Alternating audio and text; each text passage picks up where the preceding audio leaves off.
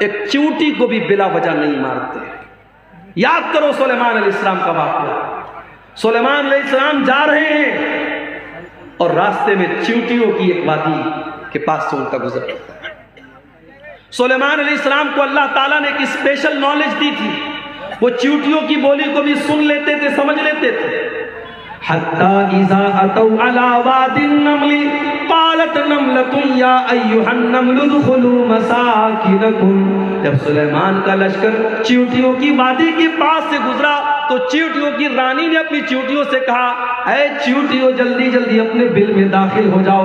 لا یحطمنکم سلیمان وجنودہ وہم لا یشعرون. کہیں ایسا نہ ہو کہ سلیمان اور ان کا لشکر اپنے پاؤں سے تمہیں روٹ ڈالے, تمہارے اوپر چڑھ جائے, تمہیں ختم کر دے اور ان کو پتہ نہ چلے. وہم لا یشعرون, ان کو پتہ نہ چلے. اس کا مطلب کہ جان بوجھ کر سلیمان علیہ السلام چیونٹی کو بھی تکلیف نہیں پہنچا سکتے. او میرے میڈیا والے بھائیوں, او دنیا میں اسلام کے خلاف پروپیگنڈا کرنے والے نیوز چینل والوں, کبھی اس طریقے کے ویڈیو کو بھی اپنے چینلوں پر لگایا کرو, کبھی ان باتوں کو بھی اپنے چینلوں پر لگایا کرو. سلیمان علیہ السلام کا لشکر چیونٹی کی ہتیا نہیں کر سکتا. ایک نبی کا ماننے والا جب چیونٹی کی ہتیا نہیں کر سکتا, کسی نردوش کی ہتیا کیسے کر سکتا ہے؟ واللہ لا یحب الفساد, اللہ کو فساد مچانے والے, آتنک مچانے والے پسند نہیں ہیں. اسلام تو وہ مذہب ہے میرے بھائی. ایک نردوش کی ہتیا, ایک بے قصور کا خون بہانے والا پوری مانوتا کا ہتھیارہ ہے, پوری انسانیت کا قاتل. اللہ فرماتا ہے من قتل نفسا بغیر نفس او فساد فی الارض فکأنما قتل الناس جميعا. جس نے ایک نردوش کی ہتیا کی اس نے پوری انسانیت کو قتل کر دیا. اس نے اتنا بڑا پاپ کر دیا کہ پوری انسانیت کو قتل کر دیا. ومن احیاها فکأنما احیا الناس جميعا. اور ایک انسان کی جان بچانے والا پوری انسانیت کی جان بچانے والا ہے. میرے پیارے ساتھیوں, دنیا میں پہلا مرڈر کس نے کیا تھا؟ قابیل نے اپنے بھائی حابیل کا کیا تھا, اور عورت کے چکر میں کیا تھا, لڑکی کے چکر میں کیا تھا. عورت کے چکر میں قابیل نے حابیل کو قتل کیا تھا, دنیا کا پہلا مرڈر کیا تھا. اللہ کے نبی فرماتے ہیں اب قیامت تک جتنے مرڈر ہوں گے, جتنے قتل ہوں گے, ہر مرڈر اور ہر قتل کا ذمہ دار قابیل ہوگا, کیونکہ پہلا قتل اس نے کیا تھا. پتہ یہ چلا کہ جو برائی کی شروعات کرتا ہے, جو کسی غلط کام کی شروعات کرتا ہے, اس کے اوپر قیامت تک اور جب تک وہ غلط کام ہوتا رہے گا اس کا وبال اس کے اوپر پڑتا رہے گا, اس کی سزا اس کو ملتی رہے گی. اس لیے برائی کرنے سے زیادہ خطرناک برائی کی اسٹارٹنگ کرنا ہے. حضرت لوط علیہ السلام کی جو قوم تھی, اغلام بازی کی اور لڑکے کا لڑکے کے ساتھ بدکاری کرنا اور مرد کا مرد کے ساتھ بدکاری کرنا, ان کی قوم کے پہلے یہ گندا کام دنیا میں کبھی نہیں ہوتا تھا. اس کام کی شروعات کی تھی حضرت لوط علیہ السلام کی قوم نے. اسی لیے جب حضرت لوط علیہ السلام نے اپنی قوم کو سمجھایا تو کہا تھا کہ اے میری قوم کے لوگوں, تم نے اس گندگی کی شروعات کی ہے, اور اگر یہاں سے یہ گندا کام شروع ہوا تو جب تک یہ گندا کام ہوتا رہے گا تمہیں اس کی سزا ملتی رہے گی. میرے پیارے ساتھیوں, اللہ تبارک و تعالیٰ کو فساد مچانے والے, آتنک مچانے والے, خون خرابہ کرنے والے لوگ پسند نہیں ہیں. واللہ لا یحب الفساد, اللہ کو فساد پسند ہے. ارے اسلام کا تو یہ حال ہے. ہمارے پیارے نبی جب سن 8 ہجری میں مکہ میں داخل ہوئے, 10,000 کا لشکر آپ کے ساتھ ہے. مکہ کے اندر آپ بڑی فاتحانہ شان کے ساتھ داخل ہو رہے ہیں. یہ وہی مکہ ہے جہاں سے آپ کو نکالا گیا ہے.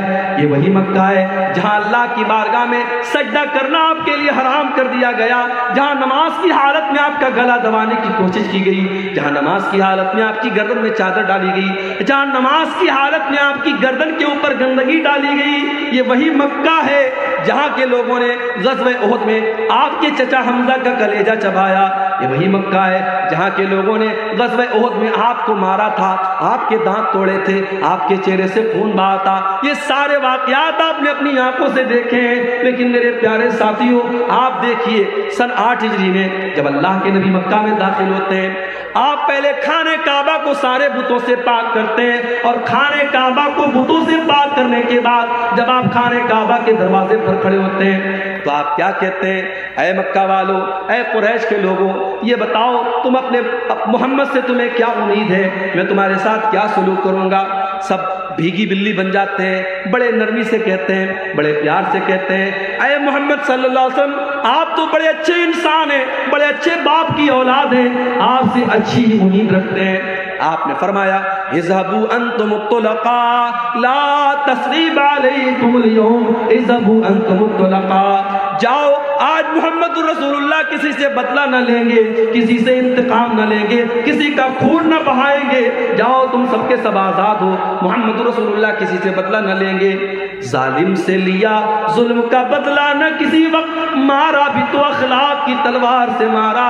میرے پیارے ساتھیوں، یہ میرے نبی کا کردار ہے، اس لیے نبی کا ماننے والا، اسلام کا کلمہ پڑھنے والا کبھی فسادی نہیں ہو سکتا، کبھی آتنکوادی نہیں ہو سکتا۔ جو آتنکوادی ہے، جو دہشت گرد ہے، وہ کان کھول کر کے سن لے، اس کا اسلام سے کوئی تعلق نہیں ہے۔ واللہ لا یحب الفساد، اللہ کو فساد بچانے والے لوگ پسند نہیں ہیں۔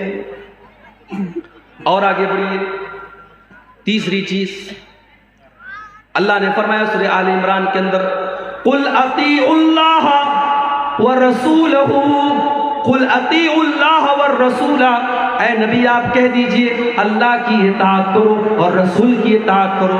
فَإِن تَوَلَّوْا فَإِنَّ اللَّهَ لَا يُحِبُّ الْكَافِرِينَ، اور اے نبی اگر یہ لوگ اللہ کی اطاعت نہ کریں اور رسول کی اطاعت نہ کریں تو ان کو بتا دو کہ اللہ تعالیٰ کافروں کو پسند نہیں کرتا، کافروں کو پسند نہیں کرتا، اللہ کو کفر پسند نہیں ہے۔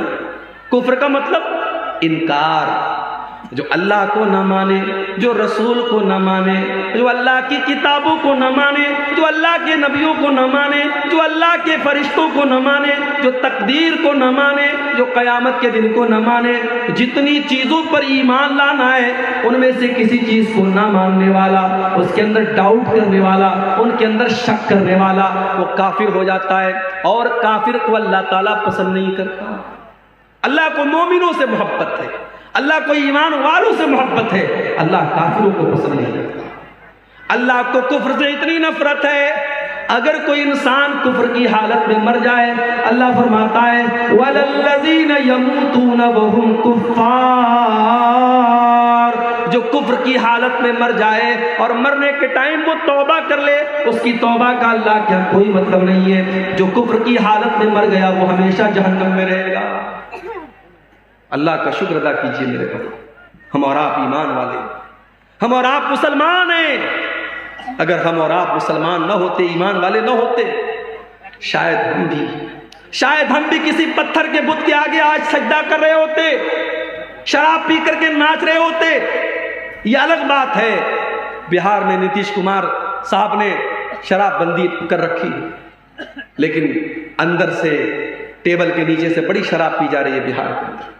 ابھی جھارکھنڈ سے میں آ رہا تھا، آج شام کو بھاگلپور سے وہاں میں نے جمعہ پڑھایا لال مٹیا میں، وہاں سے میں اسکارپیو سے آ رہا تھا، جیسے ہی بہار میں داخل ہوئی گاڑی، پولیس والے لیڈیز اور جینٹس گاڑی کو آ کے چیک کرنے لگے۔ میرے ساتھ بچے تھے، فیملی تھی، انہوں نے ٹارچ سے دیکھا ویکھا، چیک کیا، چلے گئے۔ میں نے ڈرائیور صاحب سے پوچھا یہ اتنی گاڑی چیک کیوں ہو رہی تھی؟ بولے شراب کا معاملہ ہوتا نا، شراب بندی، اس لیے وہ شراب چیک کر رہے تھے۔ پابندی ہے بہار کے اندر، مگر ہم سب جانتے ہیں کہ شراب پی جا رہی ہے، اور افسوس کی بات یہ ہے کہ بڑی تعداد میں مسلمان شراب پیتا ہے۔ کتنے مسلمان ہیں جو بغیر شراب پی اپنے گھر میں داخل نہیں ہوتے؟ نتیش کمار کے ڈر سے کتنے لوگوں نے شراب پینا بند کر دیا۔ میرے پیارے ساتھیوں، اللہ کے ڈر سے مسلمان شراب پینا بند نہ کر پایا۔ کتنے افسوس کی بات ہے، سرکار کا ڈنڈا پڑا تو شراب بند ہو گئی، لیکن اللہ تعالیٰ کے عذاب کا ڈر ہمیں شراب نہ چھڑا سکا۔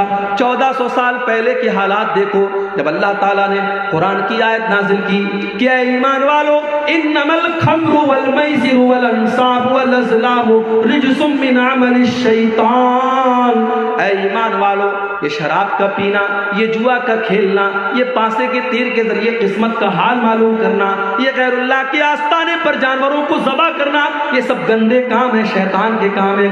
فَاجْتَنِبُوا، ان سے بچو۔ جب قرآن کی یہ آیت نازل ہوتی ہے، جب سورہ مائدہ کی آیت نازل ہوتی ہے، صحابہ کرام جو ایک زمانے سے شراب پیتے چلے آئے تھے، جب اللہ نے قرآن میں یہ آیت نازل کر دی کہ شراب گندی چیز ہے، شیطان کا کام ہے، شراب سے بچو تو تبھی تم کامیاب ہو سکتے ہو، صحابہ نے اپنی اپنی شراب کو نکال کے گلیوں میں پھینک دیا، شراب کے برتنوں کو توڑ دیا، یہاں تک کہ کچھ صحابہ شراب کا بزنس کرتے تھے، شراب کا کاروبار کرتے تھے، ان کے پاس لاکھوں کی شراب تھی، ہزاروں کی شراب تھی، انہوں نے ساری شراب کو برباد کر دیا۔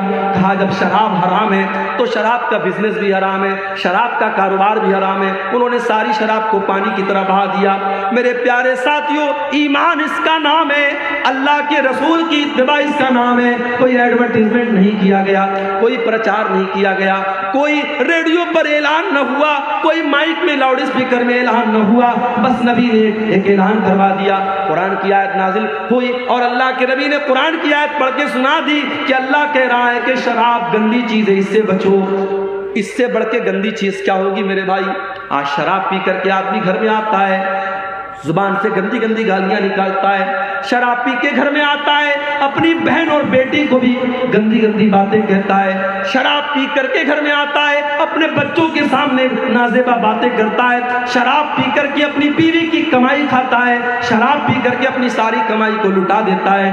اسی لیے حضرت عثمان غنی کہا کرتے تھے، ان الخمر ام الخبائث، یہ شراب تو تمام برائیوں کی جڑ ہے، جو شراب پی لیتا ہے وہ زنا بھی کر سکتا ہے، جو شراب پی لیتا ہے وہ قتل بھی کر سکتا ہے، جو شراب پی لے گا وہ دنیا کا کوئی بھی گندا کام کر لے گا۔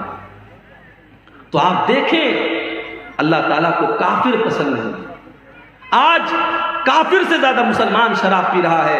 ہم بہار گورنمنٹ کی بات کیا کریں، 1400 سال پہلے ہمارے نبی نے شراب بندی کر دی تھی، مگر آج مسلمانوں کا ایک بڑا طبقہ شراب پی رہا ہے۔